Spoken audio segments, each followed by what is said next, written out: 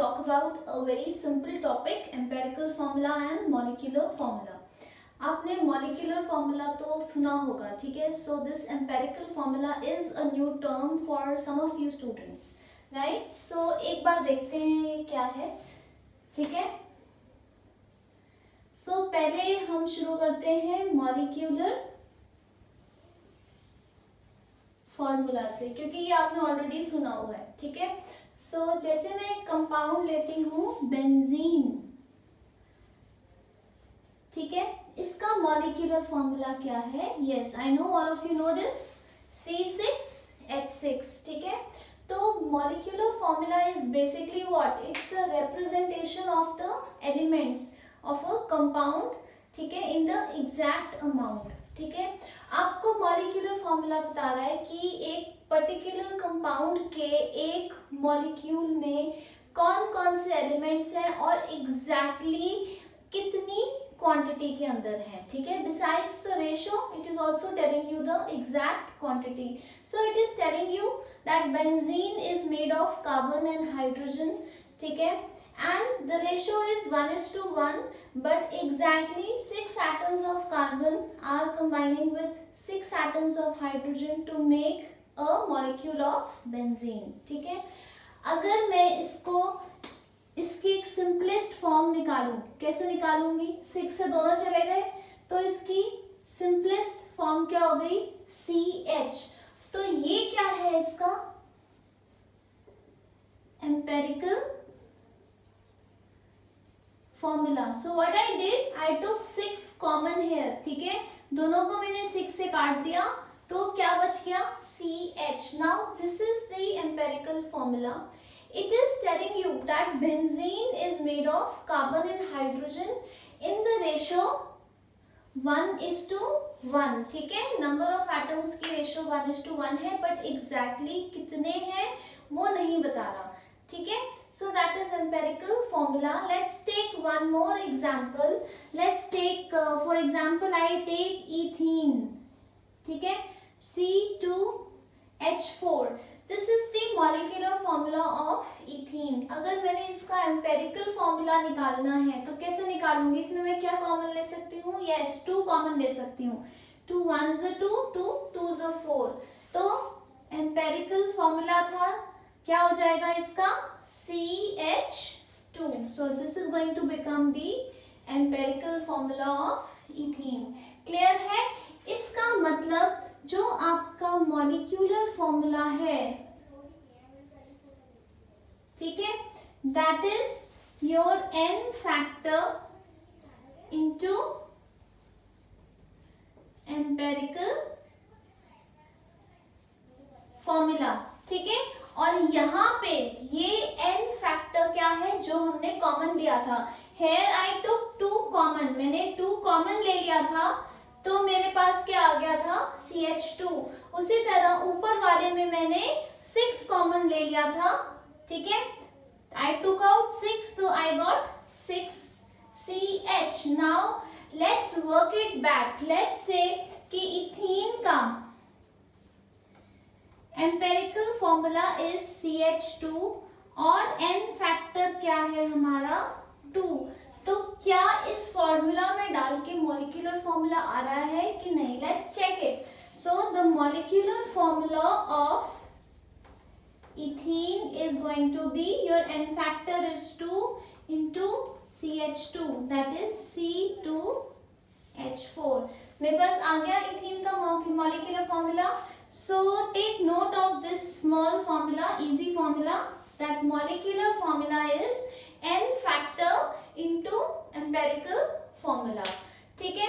ये एक बहुत छोटा सा पार्ट है इस टॉपिक का, ठीक है? यूजुअली व्हाट इज देयर, आपको एक कंपाउंड में जो एलिमेंट्स हैं उसकी लिस्ट दी होगी और उनकी परसेंटेज दी होगी कि वो इतने इतने परसेंट हैं, ठीक है? तो आपने क्या करना है? आपने उसका एम्पेरिकल फॉर्मूला बनाना है. That's the first type of questions that may be asked, ठीक है? The second type of questions could be कि आपको उस एलिमेंट का या मॉलिक्यूलर मास दिया हुआ है या वेपर डेंसिटी दी हुई है जिसकी मदद से आप मॉलिक्यूलर मास निकाल सकते हो, ठीक है? और दूसरी तरफ आपको एम्पेरिकल फॉर्मूला निकालने के लिए परसेंटेज दी हुई है। आपने क्या करना है, आपने एम्पेरिकल फॉर्मूला निकालना है और फिर मॉलिक्यूलर मास की इंफॉर्मेशन से मॉलिक्यूलर फॉर्मूला निकालना है, ठीक है। So we'll start those numericals, अभी करेंगे हम, बहुत इजी न्यूमेरिकल्स हैं। There is a table that you need to make and that is all, that's the end of it. Very easy questions, ठीक है। आपको आपके एग्जाम्स में जरूर आते हैं, आपके कॉम्पिटिशन्स में आते हैं। So it's the easiest type of numericals to crack in your 11th and 12th, ठीक है। So let's look at those questions now.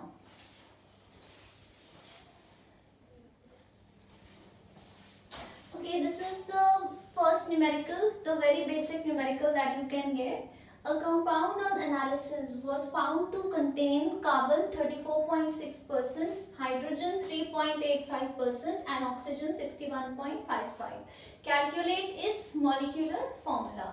ठीक है, तो आपको तीनों एलिमेंट्स दिए हुए हैं, कार्बन, हाइड्रोजन एंड ऑक्सीजन, और आपको दिया है इस कंपाउंड का आपने क्या निकालना है, एम्पेरिकल फॉर्मूला। क्लियर? तो हम क्या करेंगे, सबसे पहले हम इसके लिए एक टेबल बनाएंगे, ठीक है। So first is the symbol, that's the first column, you have carbon, hydrogen and oxygen. Carbon कितना दिया है, फिर हम सेकंड में लिखेंगे उसकी परसेंटेज, ठीक है, right.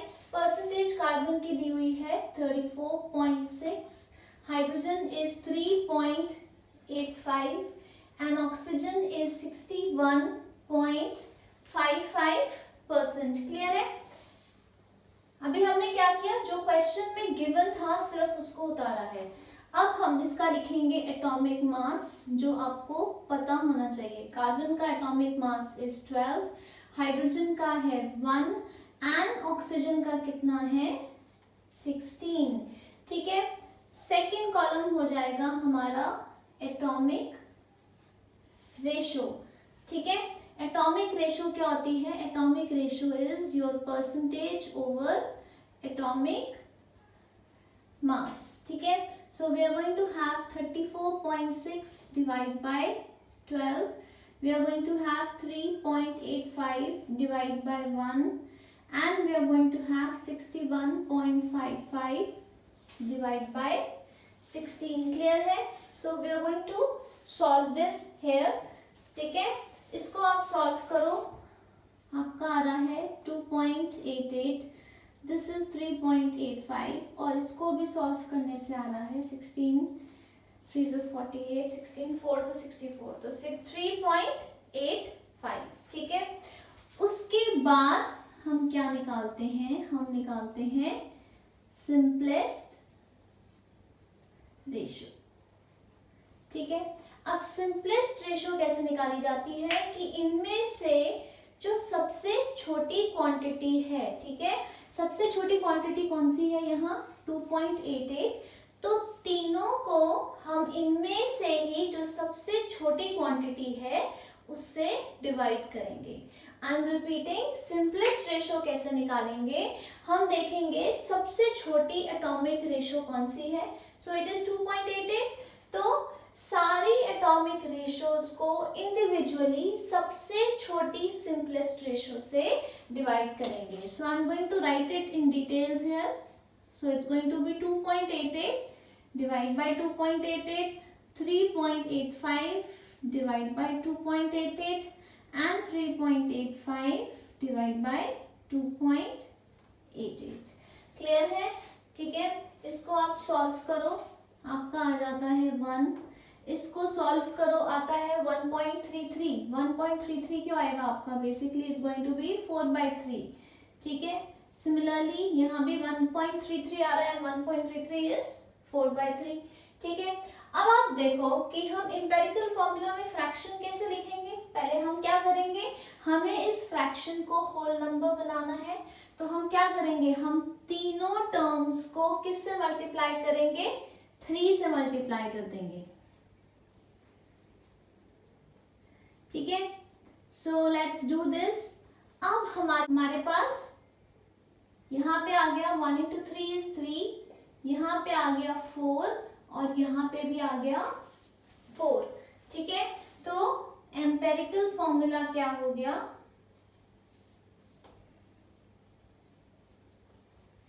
it's going to be C3H4O4.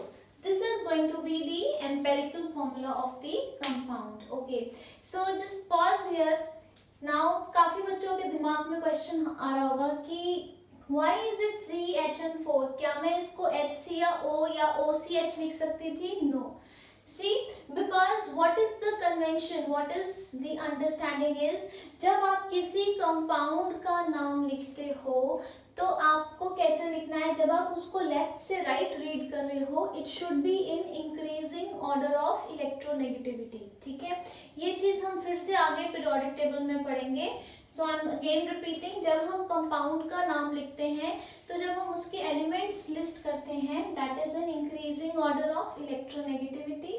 Oxygen सबसे ज्यादा इलेक्ट्रोनेगेटिव है, इसलिए वो सबसे साइड में आता है. ठीक है, ओके. इसी के अंदर ही एक छोटी सी एक्सेप्शन है कि जब हम हाइड्रोकार्बन्स लिखते हैं, हम पहले हमेशा C लिखते हैं फिर H लिखते हैं. This is again only a convention, जबकि H जो है वो कम इलेक्ट्रोनेगेटिव है. ठीक है, तो कुछ चीजों का आपने ध्यान देना है. यूजुअली जब आप कंपाउंड का नाम लिख रहे हो, it should be from left to right in increasing order of electronegativity. लेकिन जब कार्बन और हाइड्रोजन की बारी आएगी तो पहले कार्बन आएगा और फिर हाइड्रोजन आएगा. यहाँ पे एक्सेप्शन है, एक और एक्सेप्शन है, वो आपका अमोनिया है, जिसमें N पहले आ रहा है और H बाद में आ रहा है. Clear? So take a screenshot of this question and then let's look at the next numerical.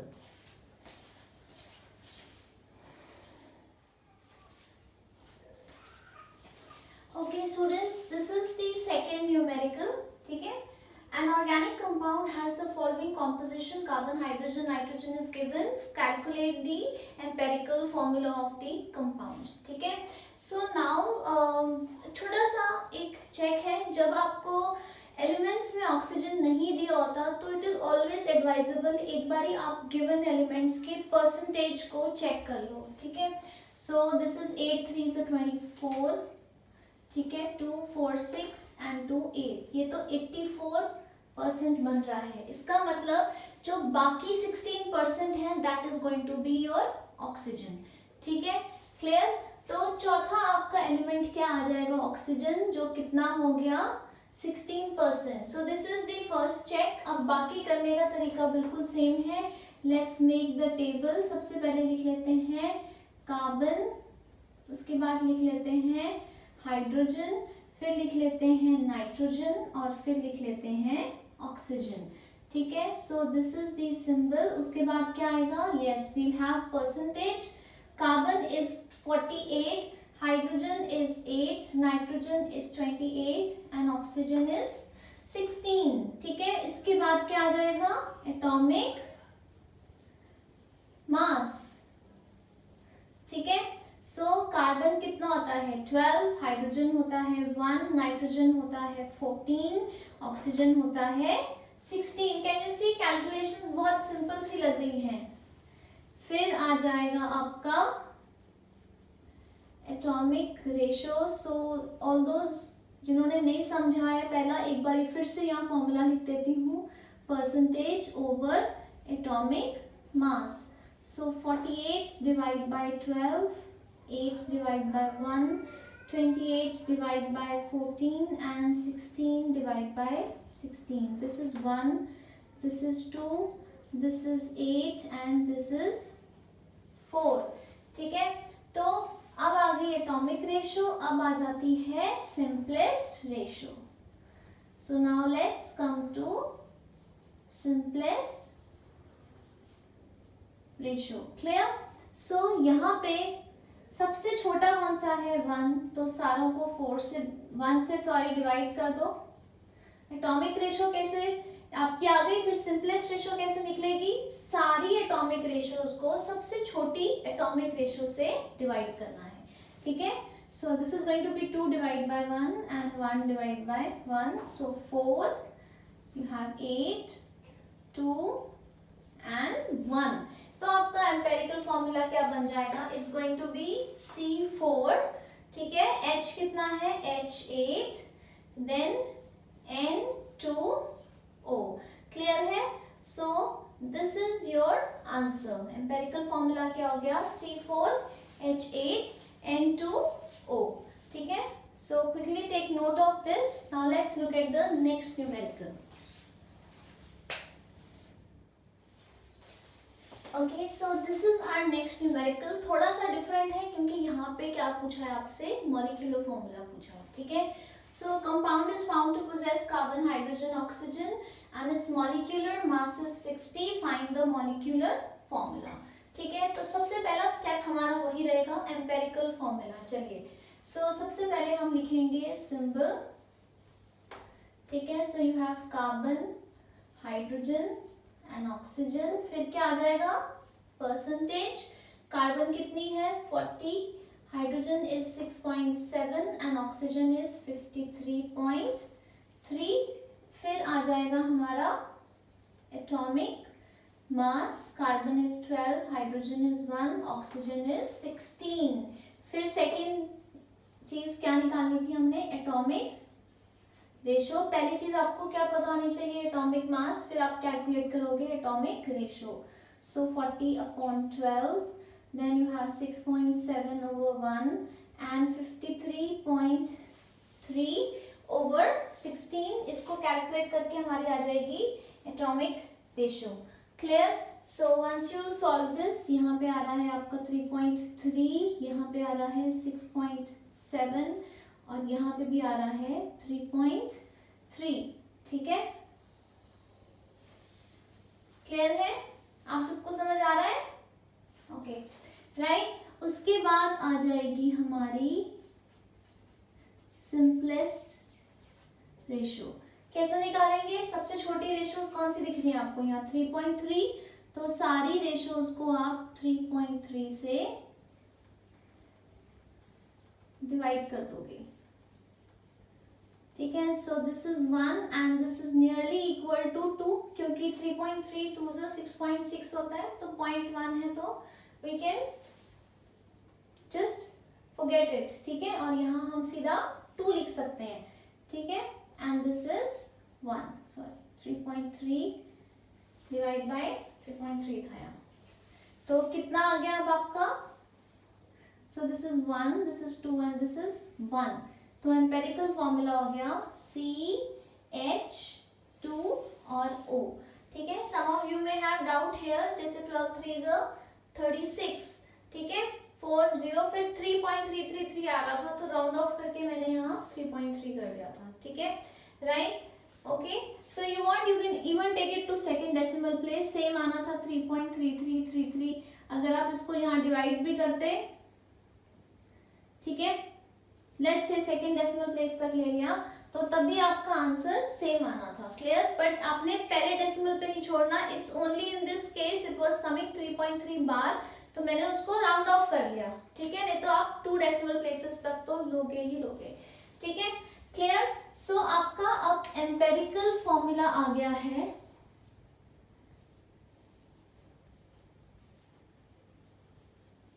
CH2O। Now very very important, यहां से रब कर देते हैं इसको।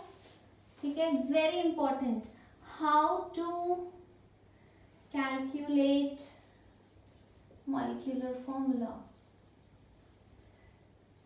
ठीक है, very important steps. The first step क्या है, फाइंड आउट एम्पेरिकल मास। ठीक है, जैसे आपको एक मॉलिक्यूल दिया होता है, आप उसके सारे एलिमेंट्स का मास ऐड करके मॉलिक्यूलर मास निकाल लेते हो। ठीक है, उसी तरह अगर आयनिक कंपाउंड दिया होता है तो उसके लिए आप क्या निकालते हो, formula mass, that is same as molecular mass. ठीक है, अब यहाँ पे आपको एम्पेरिकल फॉर्मूला दिया हुआ था, तो आप इसका क्या निकालोगे, एम्पेरिकल मास, बिल्कुल जैसे आप मॉलिक्यूलर मास निकालते हो। ठीक है, so let's take it out. CH2O, so carbon is 12, ठीक है, plus you have hydrogen that is 1, और 2 हाइड्रोजन है इसलिए 2 लिखा है, और एक ऑक्सीजन है 6 + 2 8 + 2 10 1 1 and 2 and 3। कितना हो गया 30। क्लियर है? ओके, उसके बाद हम निकालेंगे n factor. n factor is molecular mass over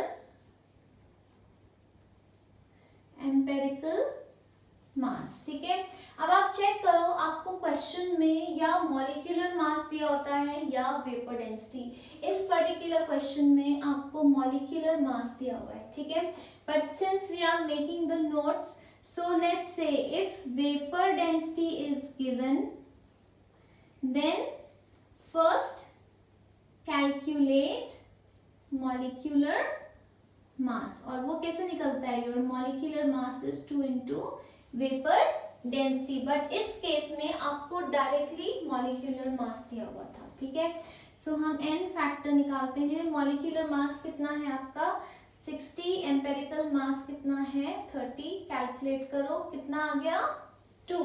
ठीक है, so now the last step, your molecular, हमने जो जब वीडियो शुरू किया था, जब क्लास शुरू की थी, सबसे पहले फॉर्मूला लिखा था। Molecular formula is n factor into empirical formula. तो आपका मॉलिक्यूलर फॉर्मूला क्या हो गया? आपका n कितना है 2, एम्पेरिकल फॉर्मूला कितना है CH2O। So your molecular formula is going to be 2 into CH2O, that is C2H4 and O2। ठीक है, C2H4O2। क्लियर है?